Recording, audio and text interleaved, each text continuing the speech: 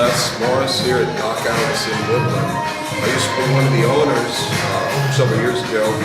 Chris came in, sat down at the counter and told me he wanted to be trained.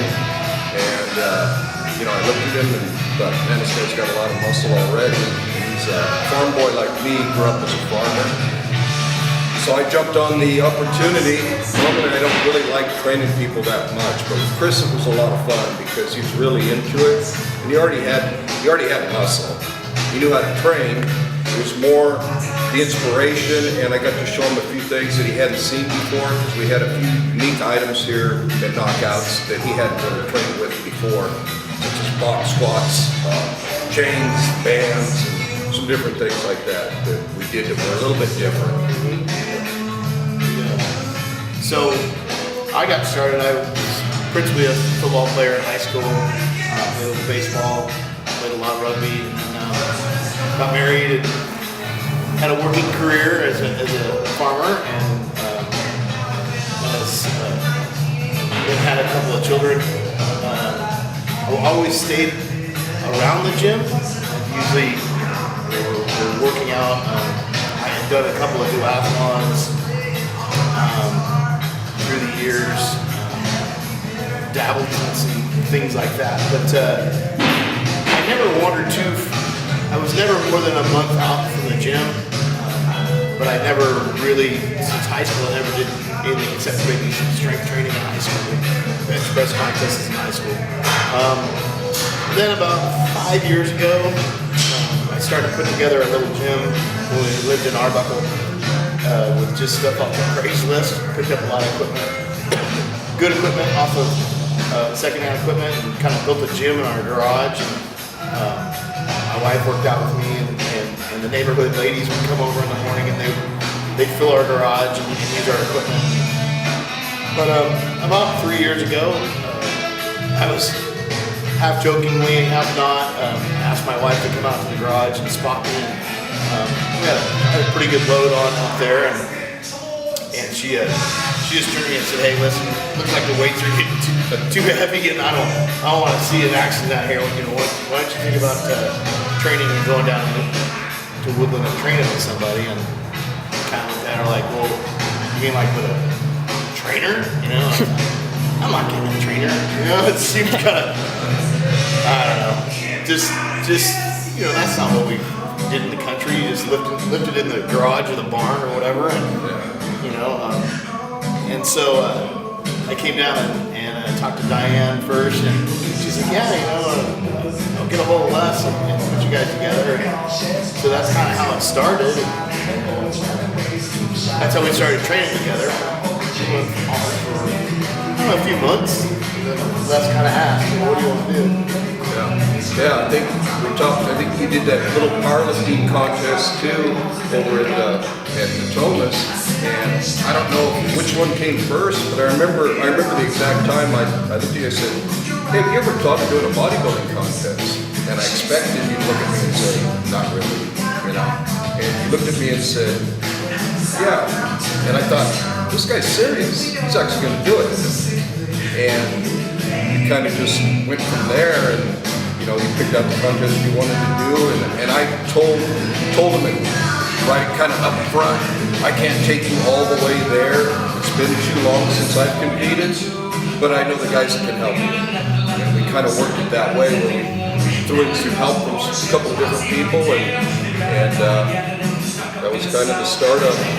Yeah, and as further we got into it, I found out I had a lot of prior injuries working injuries from being on the farm, lifting heavy things, just a lot of bad habits, how to lift, a lot of the stuff at work, you just did it because you had to get it up there, and you weren't really worried about your back, you were just worried about getting the thing loaded and down the road. So we had a lot of, I felt like we had a lot of injuries to overcome, and then just bad form, and so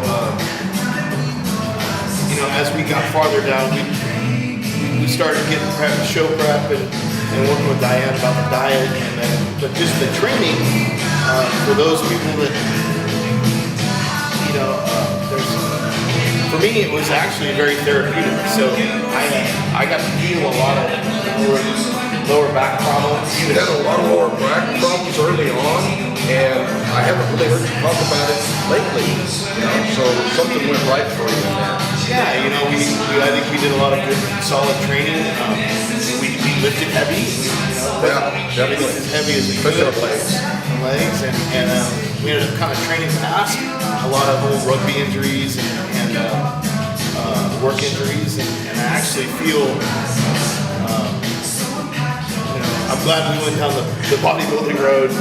Nothing against powerlifting. I just think that I've done a lot of powerlifting in the field for a long time, and I felt that between the diet, between taking off the extra weight that was hanging on me, and then just It was always, before it was always in Chico. And that year they switched it to Reading, to the casino up there.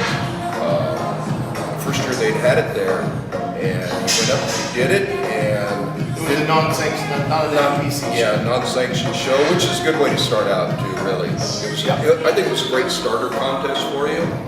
There was a lot of things we just didn't know how your body was going to react to every day, so it was a really good learning experience for you and for me.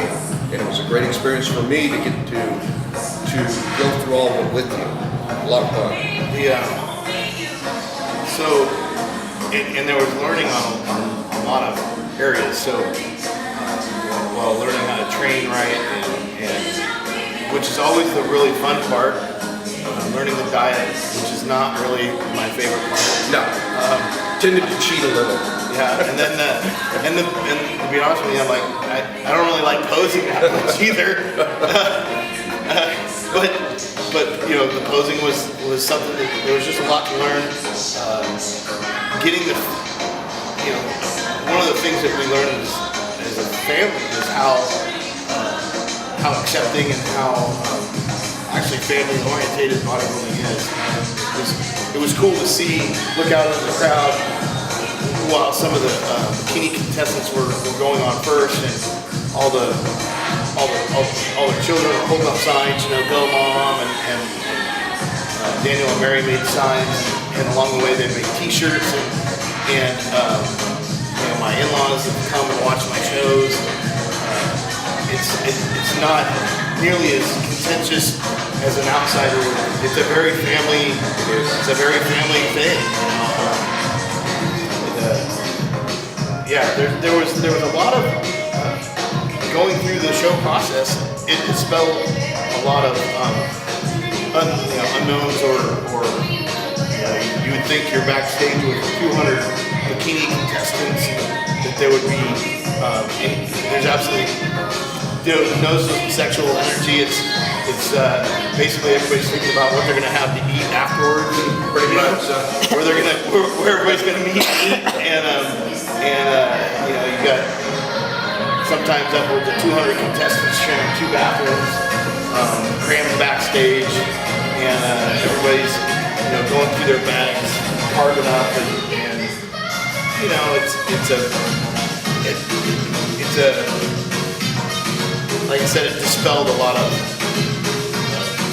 ideas that I had. This one thing about this sport is, it's, you keep doing it. That's one of the things I like about it. Yeah, so like Les was saying, I'm a pretty late comer to the deal. I started at 43, 46 now. I think we started out as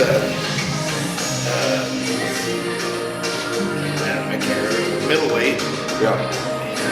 So grown into next year, we'll be competing as a heavyweight. But the food, like I said, everybody wants to know what you're taking, and basically I'm doing 6 meals a day, and they're comprised of mostly chicken and rice, and a little bit of vegetables, some avocado. And that changes through the year. My coach will change that as we go through the year, getting ready for the come down for a show. So, but it's if you're lifting to look better, your bodybuilder. That's what I tell people. Like, if you're 60 years old and you're trying to tighten everything up and maintain what you have, then you're a bodybuilder just like me. Absolutely, I agree. Yeah. Lots of respect for young and old to come in and just come in and get some work done. Yeah. And this to me, this is the easy part. This is the fun part here. Yeah, we'll get to some fun here in a little bit, right? Yeah.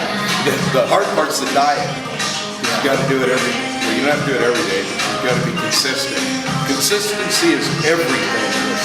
Everything. So. Yeah, I think what we learned is how to safeguard from that big cheat, or that cheat is like, my coach says structure. So we'll like when I was talking about the refrigerator being full, there's no really excuse not to stay on diet, because we'll cook a massive amount of chicken and a massive amount of steak and a massive amount of rice, and it's just there. So a lot of times with me now, not working full time, I can step into the kitchen and I can kind of like spin prep. So I'll have basically chicken breasts that are cooked through. They don't have any flavor in them. And then I can dice them up, do a little teriyaki, do a little something different, so I can kind of break it out. Realize not everybody has that ability, but that has been key for me, that I can. I got all my basics there, and then I can I don't use a lot of sauces. I use a lot of dry spices. Yeah. And that way I get a little bit of flavor, and I can change it up that way. That's a great way to do it. The question I get asked a lot is, what's your secret? There's no secret. Like I say with the protein powders, people ask me that same question, what protein do you take? Protein is a great supplement, but it's supplement. You got to do the diet. You can't supplement your way there. I do use it too, sparingly. I like steak. I eat a lot of steak. I eat a ton of steak. I kind of go a high-fat, low-carb diet is what works for me. It's kind of whatever works for you. And I always tell people, well, what do you like to eat? What works is what's going to work for you. There's not particularly one way you have to do it necessarily. There's different ways. It's like with working out. What will you do? Because you have to do it consistently. If it doesn't work for you and you're not going to do it, then yeah, I don't really, to be 100% honest, I don't know a lot about my diet. Yeah. It's pretty much set by my coach. Yeah. And for me, I kind of like it that way. Like I've been with macro coaches and they're fine. I don't have anything bad to say about them. I just kind of like to get into the passenger seat with the diet, if that makes sense. Yeah. And then I'll just deal with that. there again, whatever works for you. For me, Yeah. I get kind of weirded out. Like, we had to go through the same thing with training. I was just talking to Josh about it yesterday, or the day before yesterday. And he said, are you stronger? And I said, well, yeah, I think I'm stronger. I feel it, but when Les and I were working together, we were counting. I was counting a lot, not necessarily Les was. And our friend Mike was like, hey, you need to just stop worrying about the number. And as far as how many lbs, because we're lifting for aesthetics. Yeah. So because I was kind of teetering. Sometimes I get stuck between that power lifter and that bodybuilder. Yeah. That wasn't good for me. Some guys can do that. Yeah. I kind of do things somewhat mindlessly. I'm lucky that I have good coaching, and I've had good coaching where I can just, like I said, I can get kind of in the and when I'm in the passenger seat, I can concentrate better. I don't know if that makes sense. Yeah. Like this is what I do. I look back at my coach, and there's a prime example that it's going to work. And I just kind of I try to follow what he says, which for me is hard enough. Yeah. A lot of people like doing it that way. They do. Yeah. I have some injuries that I have to work around, as you guys will see here in a little bit. So I have to do things a little differently, but I'm 58 years old. So Yeah, been doing it for a long time. Yeah. So that's okay. It's okay Yeah. to work around injuries and to figure out what works for you. And we've had slight small. I'm very afraid of injury. I don't. Yeah. If I'm 46, I don't have a career in the industry. I'm not looking to have a career in the industry. I'm looking to stay fit for be an example for my kids and just to stay in shape, be healthy, be strong. So I'm probably a little bit hypersensitive about injuries, because if I were to get injured, I feel like a bad injury, a large tear or something, I don't really have a reason to come back.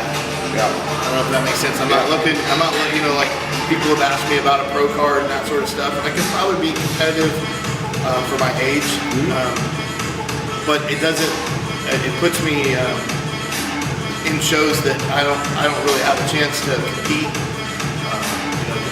Pro shows are, it's kind of out of my league. I'm over the hill as far as a career in professional bodybuilding, and I want to be able to do shows, whatever show I want.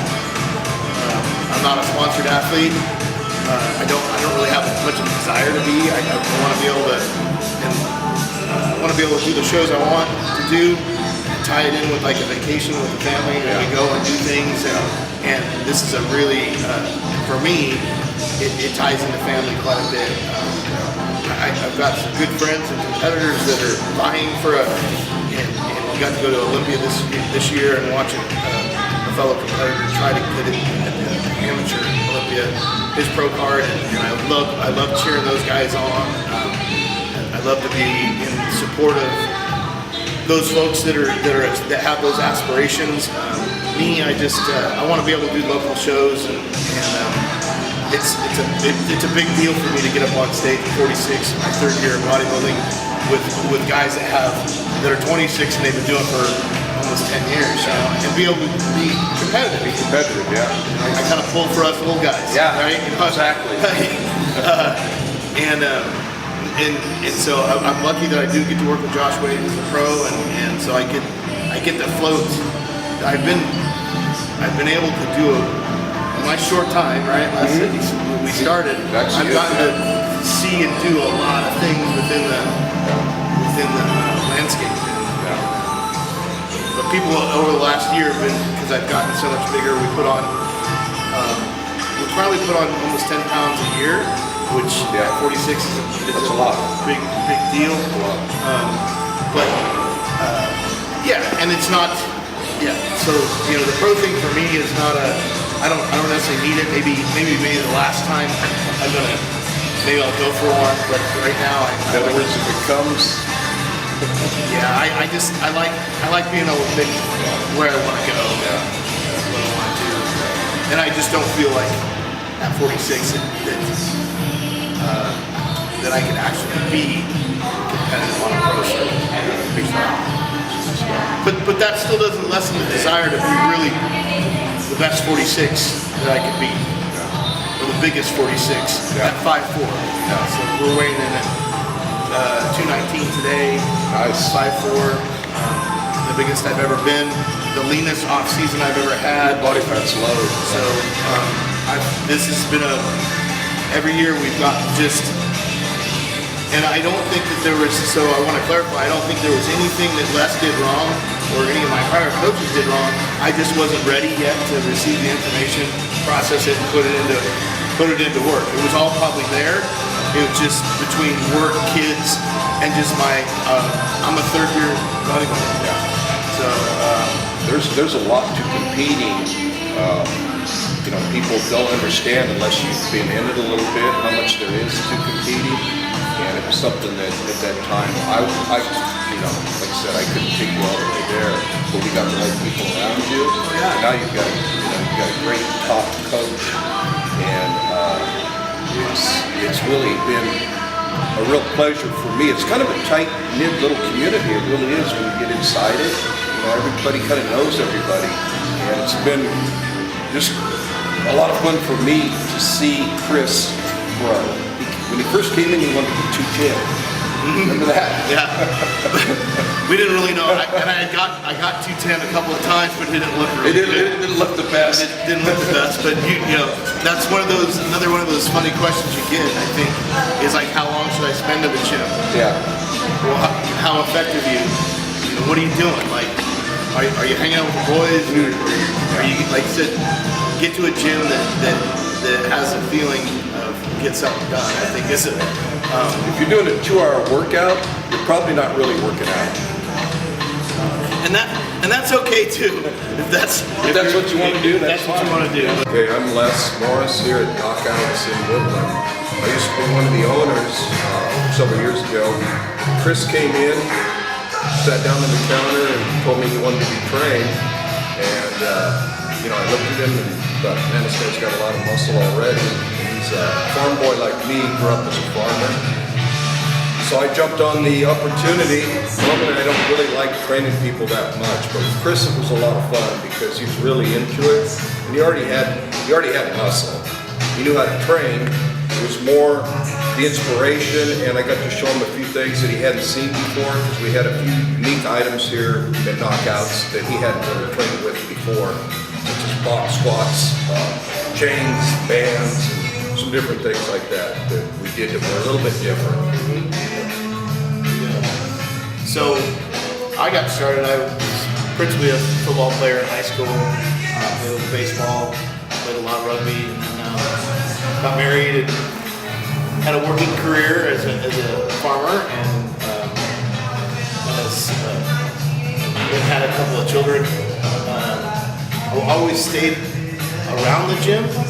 Usually we're working out. I had done a couple of duathlons through the years, dabbled in some things like that, but I never wandered I was never more than a month out from the gym, but I never really, since high school, I never did anything except maybe some strength training in high school, bench press contests in high school. Then about 5 years ago, I started putting together a little gym when we lived in Arbuckle. With just stuff off the Craigslist, picked up a lot of equipment, good equipment off of secondhand equipment, and kind of built a gym in our garage. And, my wife worked out with me, and the neighborhood ladies would come over in the morning and they'd fill our garage and use our equipment. But about 3 years ago, I was half jokingly, half not, asked my wife to come out to the garage and spot me. We had a pretty good load on up there, and she just turned to me and said, "Hey, listen, looks like the weights are getting too heavy, and I don't want to see an accident out here. You know, why don't you think about training and going down to Woodland and training with somebody?" And kind of looked at her like, "Well, you mean like with a trainer? You know, I'm not getting a trainer. You know, it seems kind of, I don't know, just you know, that's not what we did in the country. You just lifted in the garage or the barn or whatever, and you know, and so I came down and I talked to Diane first, and she's like, "Yeah, you know, I'll get a hold of Les and put you guys together." And so that's kind of how it started. And that's how we started training together. We went on for a few months, and then Les kind of asked, "What do you want to do?" Yeah, I think you did that little powerlifting contest too over at Thomas, and I don't know which one came first, but I remember the exact time I looked at you and said, "Hey, have you ever thought of doing a bodybuilding contest?" And I expected you to look at me and say, "Not really," you know.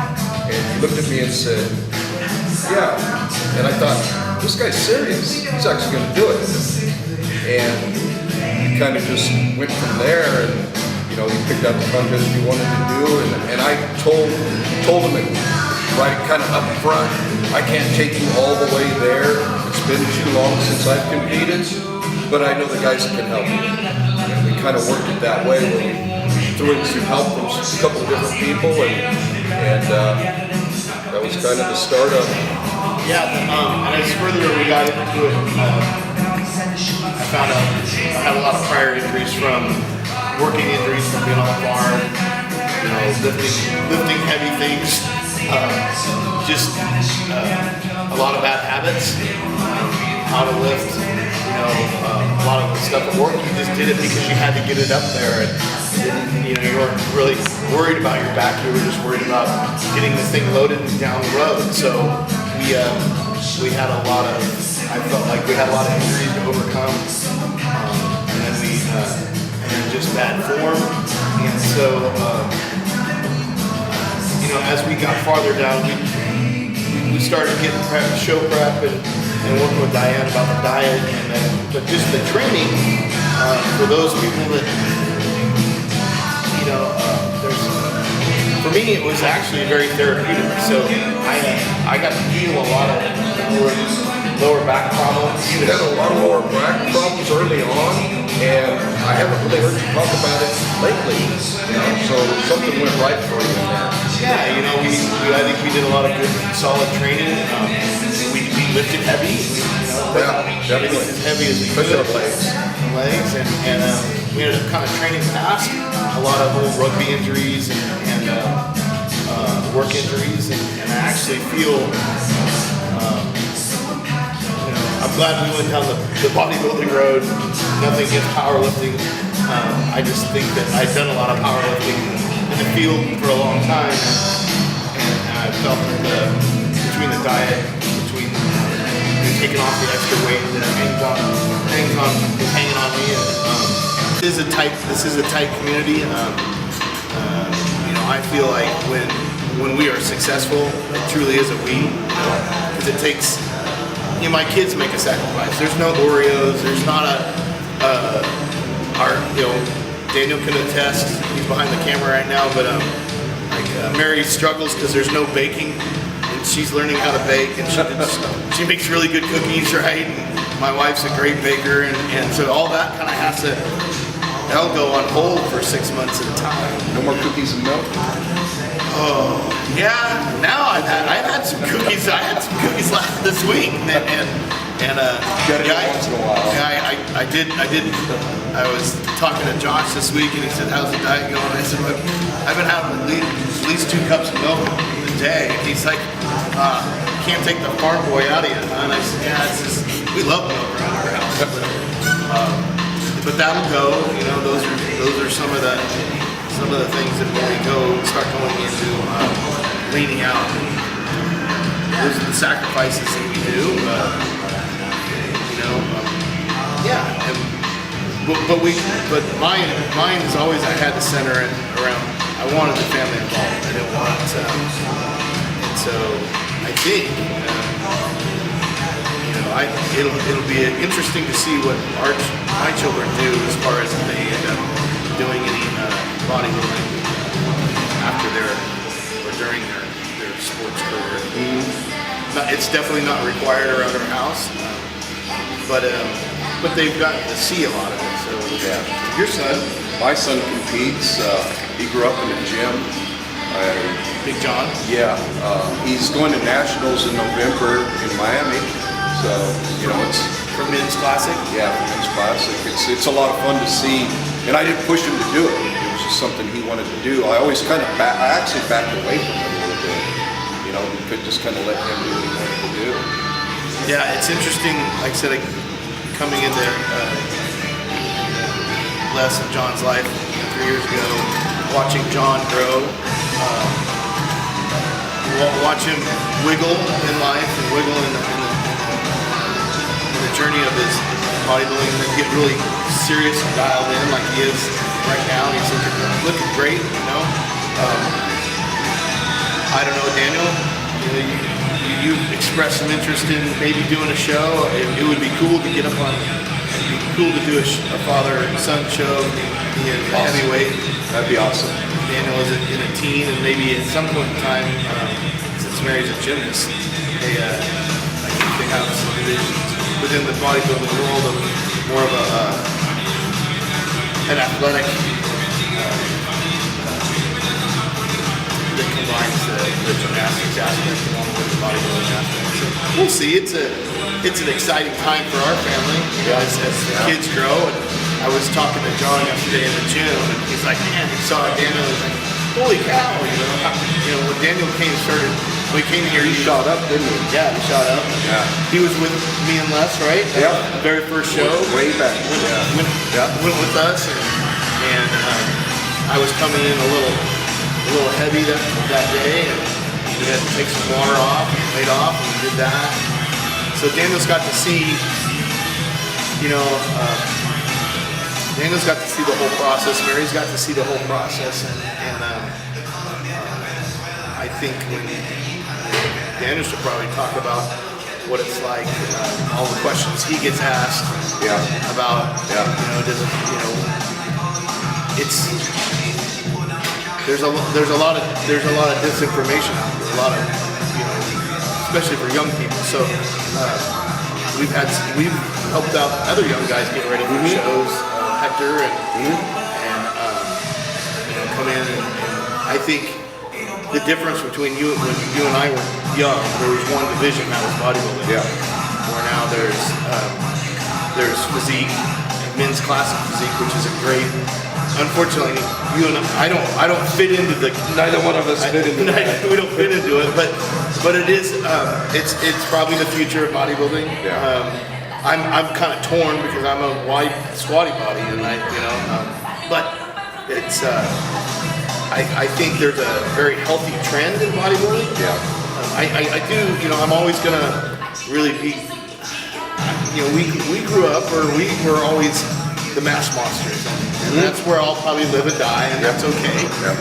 But never be too big. Right.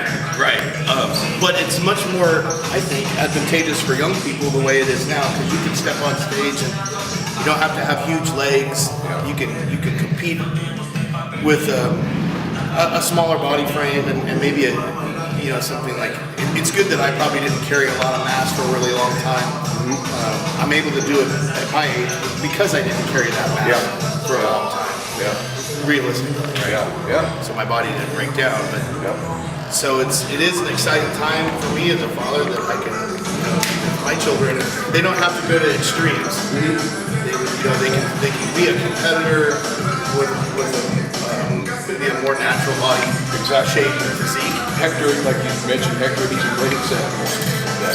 Just a pretty physique. Yeah, very Very aesthetic. very aesthetic physique. So I'm happy about it because I've had a good time. I've had a good run. We didn't win a show this year, but we came in second in the show that I finished dead last in. But if as my daughter comes in and gets older, she's telling me I want to bodybuild. I think I might want to do this. And if Daniel does, there's a place for him. When we were kids, you just had to be as big as possible. There was one division and it was bodybuilding. And with the women too, there's multiple categories. Like Chris is saying, you can get up there, you can do bikini and get in really good shape and get up there. Right. And so like I said, and you don't have to. You probably don't have to go to the extremes that when there was just one body type to look at. So the divisions now I think are advantageous for young people to work hard in the gym, diet correctly, and be able to be ready for coming and do a show. We've had multiple people, men and women, both from here, from Knockoutz, compete in every division you can think of in the women's and men's. Like Chris is saying, there's a lot of different divisions now, and it's been really neat watching them. And they're able to do it because of the different divisions, where it's not just women's bodybuilding and men's bodybuilding. Yeah, exactly. So I think even the women's, unfortunately, are going away from some of the bigger, heavy body types. I think they should still keep it because I think there's women that's where they live, and I think that should be. Me personally, I think that we should support those folks too. I agree. If you're given that as a body type by God, and you can develop that and be big and whatever. I think when I look at a man or a woman in their physique, you know, just to honor it and you know, to support them. So I don't, you know, I got to see some competitors this year at the Olympia and talk to the women. They were really bummed out we don't have that division anymore in Olympia. I think, you know, that they paid their dues as competitors, and they supported all of us. You know, I'm okay with. I think we should support them, and I don't think it takes anything away from bikini or like because I'm a bodybuilder and that men's physique or classic physique should detract anything. In fact, it should expand shows and have. You know, more divisions means that promoters can have more people on stage, which means it's more profitable. Yeah. I think we need to all support it. Yeah, I totally agree. I love the women's bodybuilding. You know, it's all in the eyes of the beholder. I like the big mass monsters, both men and women. You know. It's the work. Yeah. You respect the work. You have to appreciate it. Yeah, you have to appreciate it. Yeah. To stack that much muscle on, it's a lot of work. And so when I think people will ask me, like, a lot of times they're like, well, how can you look at that woman and she doesn't look like a woman anymore? And I don't see I don't delineate that, you know, like, it's just like when I look at a bikini contestant, it's the work that we're honoring and looking at. It has nothing to do, it's the work. Yeah. It's the sacrifice. When you've done it, when you've sat at, you know, a family birthday party and they're serving them cake, and you know, a tri-tip with mashed potatoes and gravy, you know, and you're sitting there with your Tupperware of chicken and rice. That's when I see, you know, both competitors at both ends of the spectrum, the men's physique and the mass monster. I see the sacrifice. Yeah. I appreciate it too. Well, should we get started on the workout? Let's do it.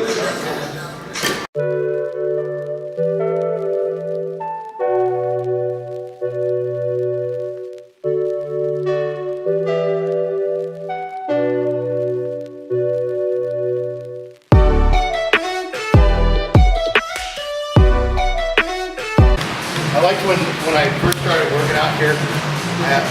I asked Les, or I was looking around, I think, for some 10s, and he looked at me. He's like, "We only have 45s and quarters. Why would you even bother with a 10?" so I was like, "All right." So now when I come to a gym and I know it's a real meathead gym. When there's not a dime around, when it's all you know, there's only quarters and 45s. And I'll always remember his face like, why the frick would you even have a dime? That's like somebody asking me for a 2.5 and they're squatting. Exactly. What the hell are you gonna do with the 2.5? I always remember that, like, that was a really stupid question. Why would you even bother? Just look, disdain and disbelief that I even asked.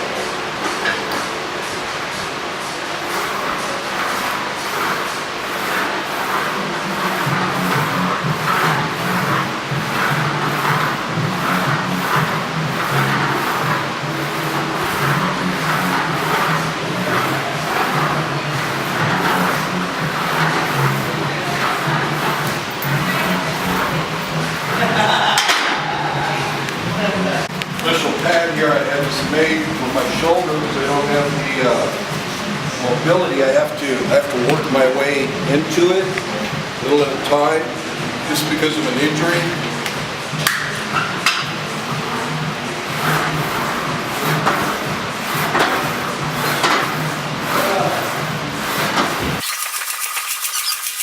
How you doing, man? Good to see you. Good to see you. How you doing? Good, hanging in there. Yeah? Man. Cool. Haven't seen you in a while. Yeah, I mean, well, that in shape, and now I'm over there, over here. He's doing a video, so you Part of our little bodybuilding community, right? Yeah. Michael Lopez, one of our, National competitor. yeah. One of the guys that I met when I first started. Young guy. Yep. Going to school, right? Yep. Over at UCB. Awesome, man. Awesome. I like it. But Well, we're gonna see if I don't know if I can do this this is anymore. the fucking, this is the geriatric squad. If my shoulder falls off or if it stays on or what here. We'll find out in a second, everybody. Okay, come on. Hup, there.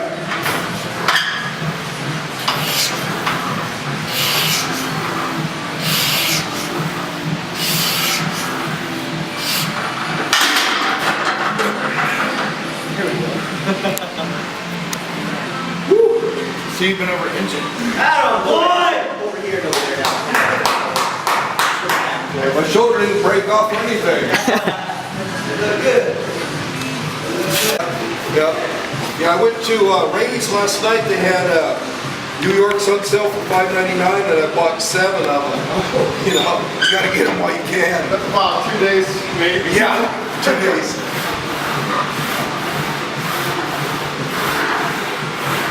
Try to get this warmed up, Chris. Get the kinks out of things.